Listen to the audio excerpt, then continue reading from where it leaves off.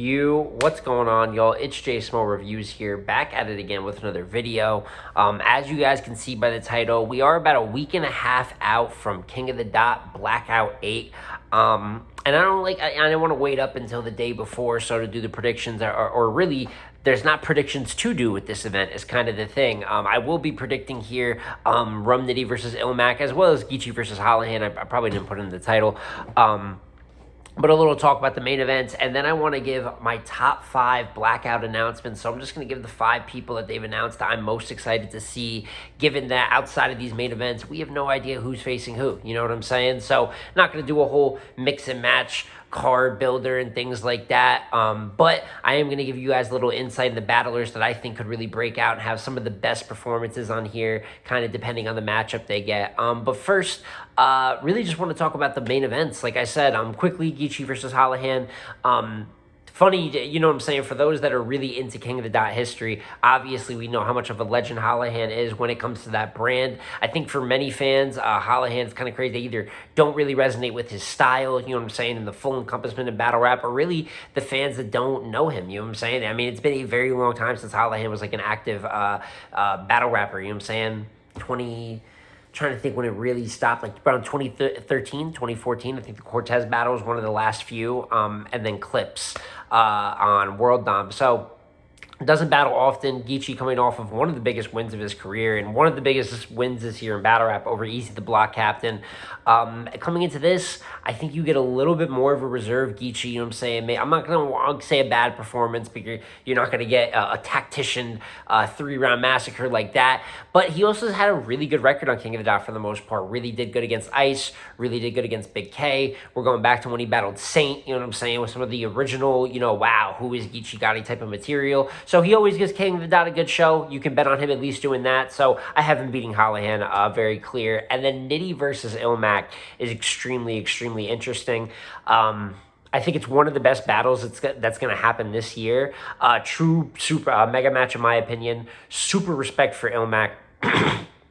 When we talk some of the all-time best battle rappers, and you look at that Western region, you know what I'm saying, or if it comes to King of the Dot, we talk Canada and the work that's done there. I think some of their all-time greats obviously aren't always revered, as I kind of referred to with Hallahan, across the culture, but there's a few that always will to me, and I think Illmac is really one of those that you could put him on any stage, RB, King of the Dot, he's never graced URL, you know what I'm saying, but really anywhere, and he's going to be fire. He is a pure strategist to the core, and in a lot of ways, on top of that, he is also an elite pen.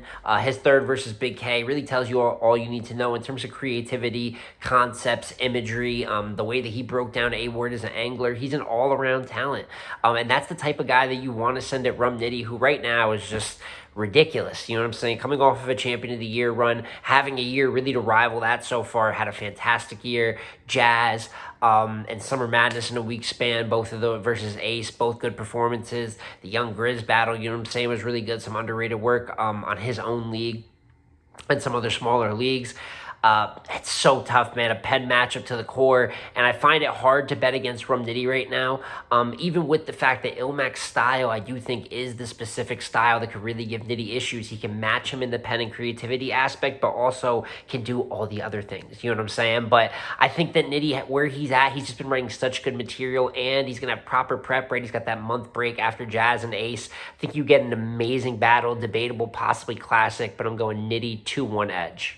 So, getting right into the top 5 people I'm most excited to see on Blackout, and at number 5, I do have JC. Now, this is an interesting one, just because I want to see how JC gets his stock back up, really.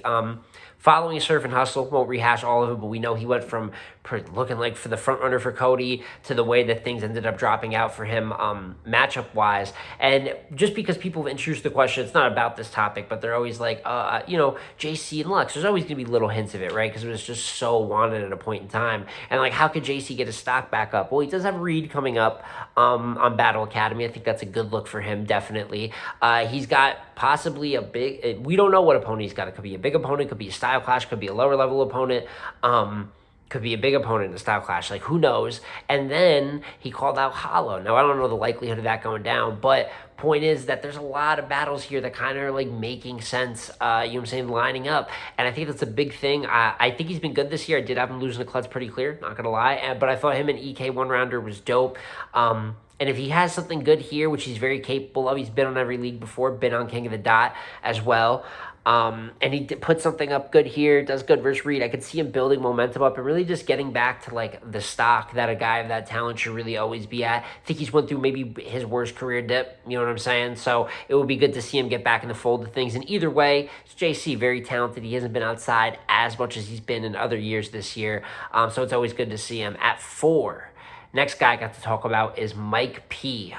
Want to see this for really a different reason, you know what I'm saying? Shout out Mike. The way he's left URL has been very public, you know what I'm saying? The way that it's been talked about, and now him betting on himself, which you can never be mad at a man for.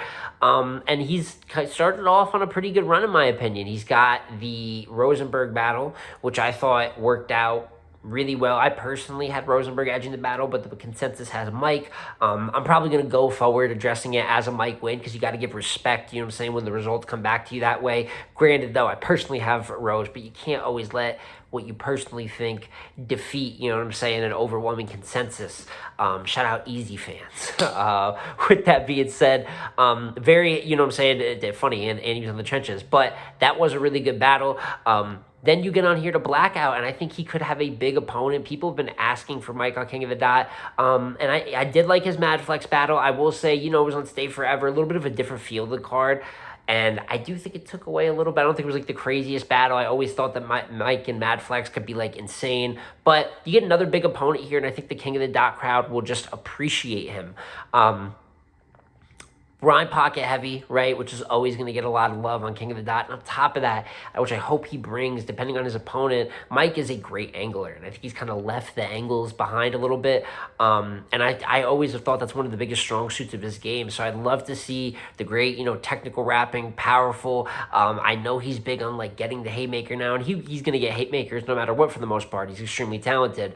But would love to see him getting on an angle bag, depending on if it's, like, a bigger opponent. And just have an all-around good Mike performance. And I think that, like I said, I think you could do really good on King of the Dot going forward. So excited to see, not Stay Forever, amazing card though, of course, but a little bit more of like just a straight competitive card feel, and what Mike you get in that situation. And then going into the top 3, I do have Jay the Nightwing at 3. Of course, this is one that I'm just excited to see, because I'm excited to see Jay. It has just been a minute since we've seen Jay rap. I believe his last battle might have been Young Cannon.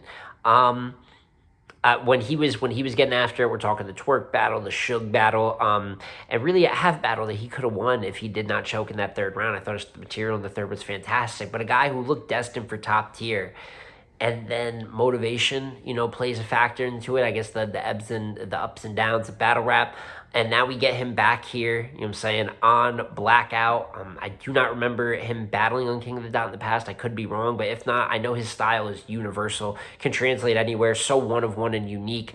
And that's the thing, unique sound, unique style. It's just so hard to find people that are just 100% their own style, which, you know, every battler, like a lot of punchers will draw influence, or pens will draw influence, even anglers and other battlers, and that's fine. It's done in every other sport, you know what I'm saying? They literally do draft comps. And in battle rap, even though you want to be 100% unique, you're going to bleed into other people's lanes. You're going to bleed into the categories. Just a lot of rappers rapping. Some are going to share some traits. But with that being said, Jay somehow was like is a complete one of one. Battle rap really needs him in general. He is that talented. I believe when you're just that talented in something like this, it's his calling, man. I think he's incredible at this particular sport. So I always love to see him back in the ring. Hopefully it's versus a good matchup, something that does get him motivated, because a great Jay the Nightwing performance would be fantastic. You know what I'm saying? And it could possibly lead to Jay getting back active again. And then as for the runner-up, who I'm excited to see, Big K. And this is going to be a short one, because I really have no other reason, but Big K has been rapping fantastic this year. One of the the lead men, you know what I'm saying, in terms of when people bring up champion of the year right now. It is only September, people. You know what I'm saying? A few things are going to happen, a few things could happen, so you never know. But up to this point, he's been one of the most impressive battlers of the year of 2023. Countless good performances versus vets and legends for the legends for the most part, and then versus one of the best in the world in A-Ward.